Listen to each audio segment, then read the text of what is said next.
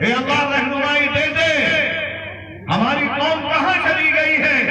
ابراہیم کے ماننے والے، اسماعیل کے ماننے والے کن گمراہیوں کا شکار ہو گئے؟ جو مکہ، جو مسجد حرام اللہ نے دنیا میں سب سے پہلے اپنے لیے تعمیر کی تھی۔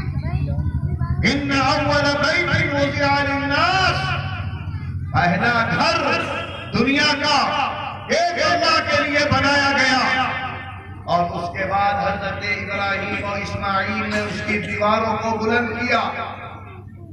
وہ مکہ جب ابراہیمی اور اسماعیلی تعلیمات چھٹتی گئی تو وہ شرک کا اڈا بن گیا۔ کعبے کے اندر اور اس کے قرب و جوار میں 360 بت کیسے آ گئے؟ نبی کا خاندان، ابراہیم کا خاندان، اسماعیل کا خاندان کیسے گمراہی میں پڑ گیا؟ تعلیمات چھوڑنے کی وجہ سے۔ اسی علم کو اللہ کے رسول مانگ رہے ہیں، اے اللہ ہدایت دے دے، اے اللہ رہنمائی دے دے، امت پہ رحم فرما دے۔ اسی دعا میں مناجات میں تھے، غار کے اندر تنہائی میں پتہ نہیں کس انداز سے اللہ سے مخاطب ہوں گے کہ اللہ کی رحمت جوش میں آ گئی۔ اللہ کی رحمت جوش میں آئی اور اللہ نے ایک شخص کو بھیجا۔ غار کے اندر وہ گیا اور غار کے اندر داخل ہوتے ہی اس نے ایک جملہ کہا، اقرأ، پڑھو۔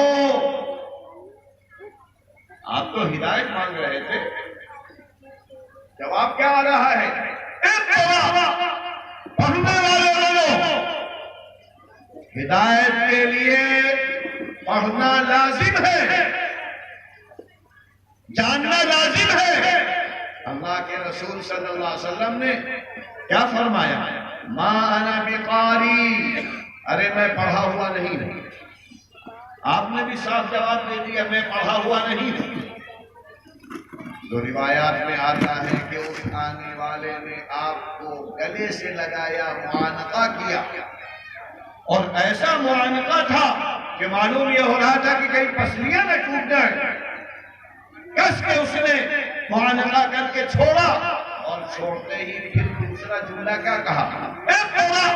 ارے کیوں نہیں پڑھتے ہو؟ پھر اللہ کے رسول نے وہی جواب دیا، ما انا بقاری، میں پڑھا ہوا نہیں ہوں۔ 3 مرتبہ یہ باتیں ہوئی، چوتھی مرتبہ اس نے کہا، اقرأ باسم ربک الذی خلق الانسان من علق، اقرأ وربک الاکرم الذی علم بالقلم علم الانسان ما لم يعلم۔